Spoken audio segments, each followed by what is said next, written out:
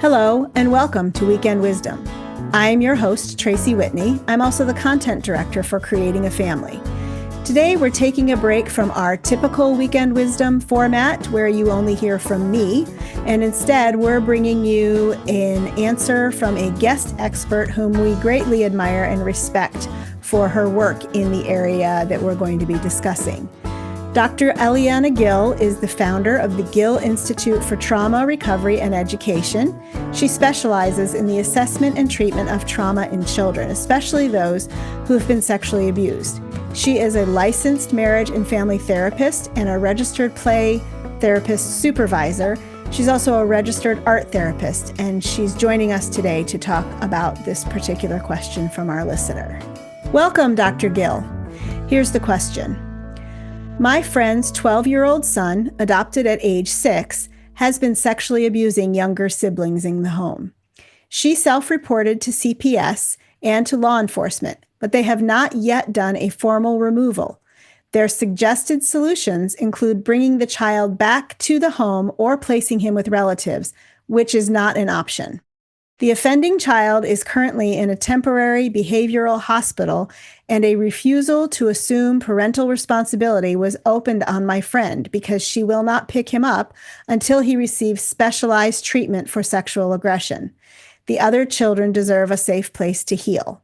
So if after treatment she still does not feel like it's in the children's best interest for him to return home, what are her options? That's a really difficult situation, and I absolutely agree that her job is to protect all the children who've been victimized.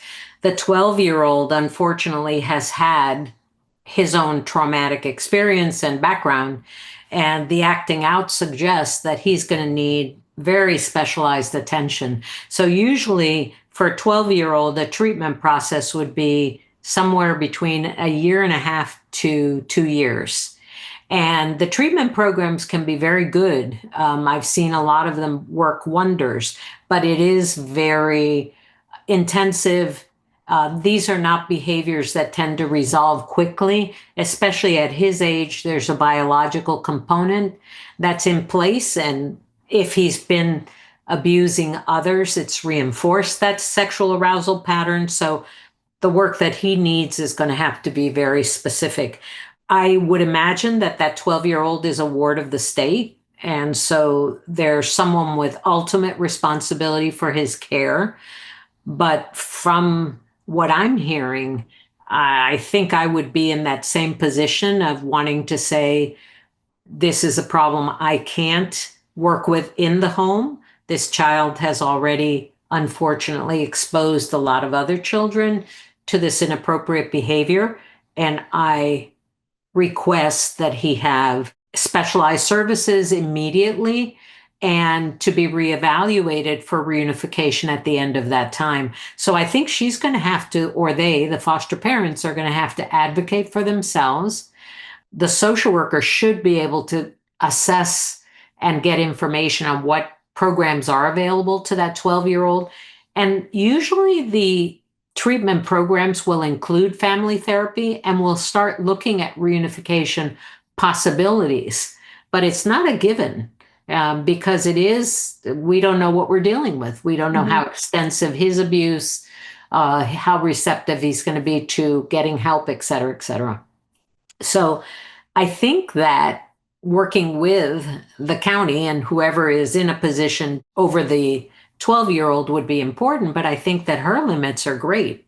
If it's a foster mom, I wasn't sure if it's foster mom and dad or the couple. She's an adoptive mom, and they've started the process of refusal to assume parental responsibility, which could then kick the care back to disrupt the adoption process. Yeah. And, again, if that happens, I mean, she may want to just have it assessed and reevaluated at a later time. I don't know how long this 12-year-old has been in that home. I don't know if there's an attachment process. There's just lots of unknowns, but I do think the specialized services is first and foremost, and then professionals evaluating what his potential is going to be for recovery. And he may need to stay in those kinds of programs for a while. So I hope that helps.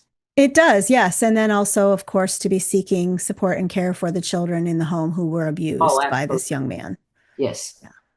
Well, thank you, Dr. Gill, for your expertise on this matter. And we hope that this helps our listener who was writing in on behalf of her friend.